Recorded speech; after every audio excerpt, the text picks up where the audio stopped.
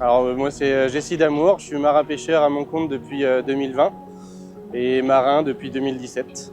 Là aujourd'hui on va pêcher à la canne. Ouais, on a mis un coup de chalut, on a bien pêché, on a pêché 3 bacs de lançon, donc c'est largement assez.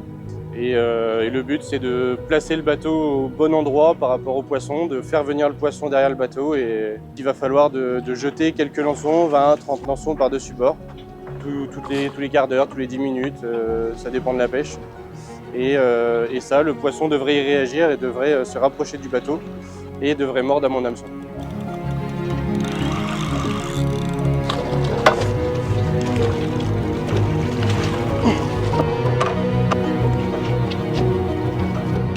Alors moi principalement la pêche à la palangre et à la canne, et en complément je fais la pêche au casier pour les homards et la pêche au civelle l'hiver.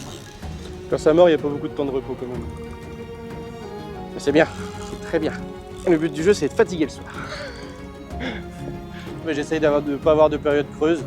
J'essaye de compléter toutes mes périodes, mais tout en restant dans des pêches responsables, on va dire. Et là, la première fois que j'en ai entendu parler, c'est avec un collègue qui est venu travailler avec nous pas très longtemps, mais il m'en a parlé. Il me dit « Ah, bah, tu connais pas cette technique ?» Il venait de Guadeloupe, lui.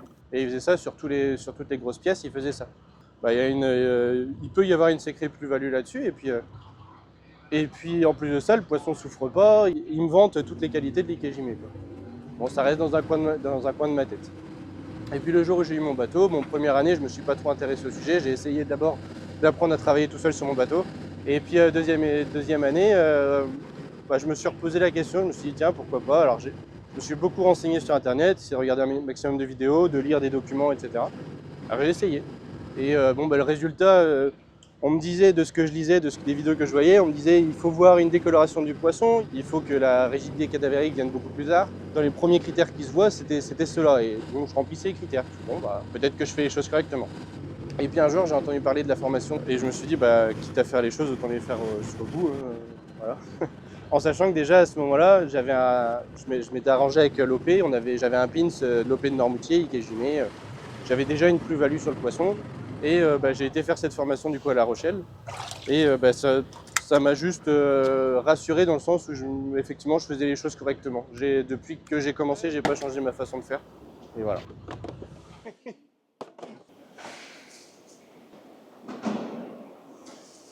110 kg.